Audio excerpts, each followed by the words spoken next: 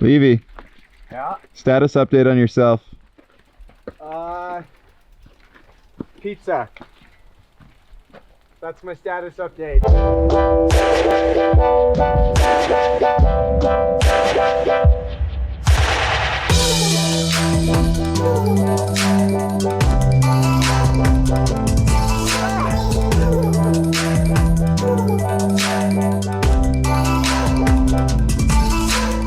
Hey everybody, I'm Mike Levy. We're here in Sedona, Arizona, testing value bikes on our field trip.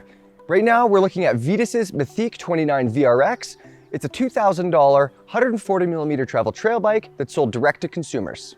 I'm 5'10", and that puts me on a large Mythique with a 462mm reach. Head angle, 66 degrees. Seat angle, reasonably steep, 75 degrees. Chain stays, 445mm.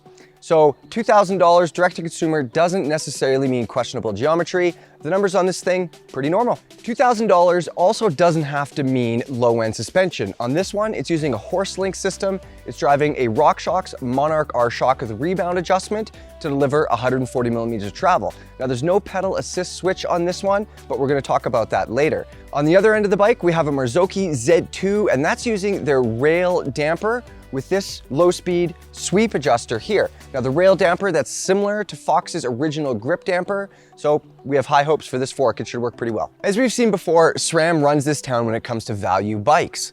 Again, SX drivetrain, you got 11-tooth small cog, you got a 50-tooth big cog, you should be able to climb up absolutely anything. Braking is Shimano. It's their sexy sounding MT501, 2-piston brakes, 180mm rotors, front and back. The bike comes with a dropper post. It's a Brand X dropper post. It's been working very, very well. Last component choice to point out is Schwalbe tires. You got a Hans Dampf on the back and you got a full-size Magic Mary on the front. No need to change the rubbers. They're ready for you to tubeless right away. Now all that adds up to 32.7 pounds. Enough with the component and weight talk though. Let's talk about how it feels on the trail.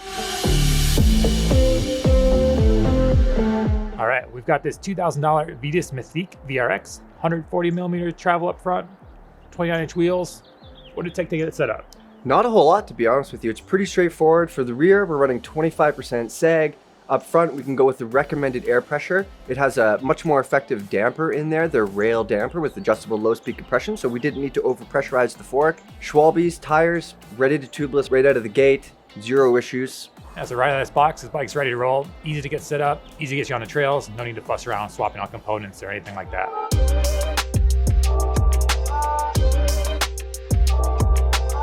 Like a lot of the trail bikes here, the Vitus climbs pretty dang well. It doesn't have a pedal assist lever on the shock, and it doesn't really need one. Yeah. You know, we're running 25% sag, the thing pedals just fine. Pedaling wise, no complaints there. Getting into some more technical stuff, it handles pretty well there too. Yeah. Maneuvers easily. If you looked on paper, the chainstay length, I think is 445. That's a little bit longer than some of the other bikes. I didn't notice that at all. I wouldn't have thought that it had that chainstay length. You know, on the trail, the bike doesn't feel that long. And in those sections where it's kind of like traversing, rolling with like tight little corners and you're kind of like picky little nosy sections, the bike feels like it just fits in those sections really well and carries a lot of speed. And it's definitely for somebody who's paying attention to their line choice. You know, it rewards that kind of riding. It's not a bike where you just ride into the things. Yeah, it's your kind of classic trail bike. Yeah. Feels a little bit lighter, a little more nimble. It's not that light on paper again, but it does have that kind of more nimble, classic trail bike feel. Very much so.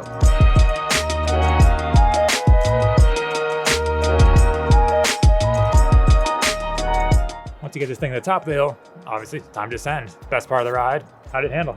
Very much like the trail bike that it is. You know, some of these modern trail bikes, they're sort of bordering on all mountain, almost enduro bike capability.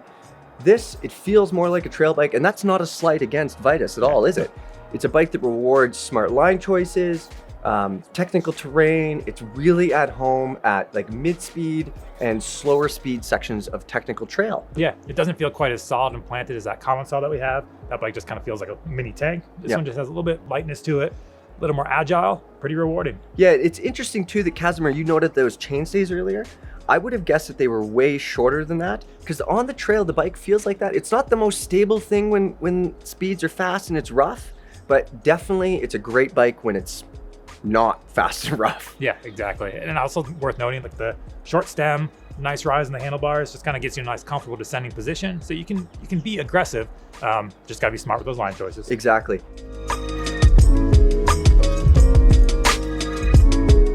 $2,000 bike. This Marzocchi said too with the rail damper. Yeah. Impressive. Yeah, we have 8 bikes here. There's one other fork that I would say is a little bit better, but that is also on a bike that costs a lot more. Mm-hmm. And that's marginally better even. Yeah, too, exactly. And yeah. that's the lyric. There's like the, top of the line lyric on that Norco that we have. But this one, for a $2,000 bike, the Z2, excellent. Definitely outperforms all the other forks. Okay, so enough about the fork though. Let's talk about the rear suspension. You got a little tiny shock on there. Yeah, it does well. I mean, again, I'd say running that 25% sag helps. If you go to 30%, it kind of sits a little too deep. You might use it to travel too much, but didn't have any harsh bottom outs or unexpected surprises out there, even though there's plenty of sharp square edge hits here. Yeah, you don't need to fill the shock with volume spacers. You don't need to overpressurize it. It just works well, doesn't it? Yep. All right, so that little rear shock works quite well. Let's talk about some other components on this thing. Casimir? Yeah, the drivetrain, again, this has a SRAM SX drivetrain, same one that's found on pretty much all the bikes we have here.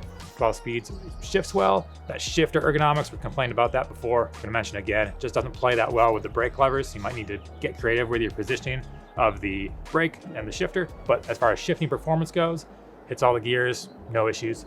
Yeah, the shifting works surprisingly well, as do the brakes. They're just 2-piston trail bike brakes. They're appropriate for the bike, but they have a nice amount of initial bite, enough power. Great stuff. 180 mil rotors front and back. Works just fine. Yeah, it's also cool to note that the bike has 3-axle without a quick release on the front and the rear, which is kind of nice. I don't personally not a fan of the quick release. I'd rather keep everything tight and compact so it doesn't grab any rocks or anything when you're going by. Cool little touch. The dropper post works well. The ergonomics of the thumb lever aren't amazing. Definitely something you could upgrade in the future. Probably low on the upgrade priority list, but it is a little bit awkward to push it sometimes. Yeah, the lever sits out from the handlebars, so you just have to unwrap your thumb a little more than is ideal. So we're seeing other remote levers now that are much closer, ergonomically way better. Another thing that you won't have to upgrade, the tires. Yeah, it's a Magic Mary front tire from Schwalbe in the Attic soft compound. That's a baller tire. There's no reason to change that. Yeah.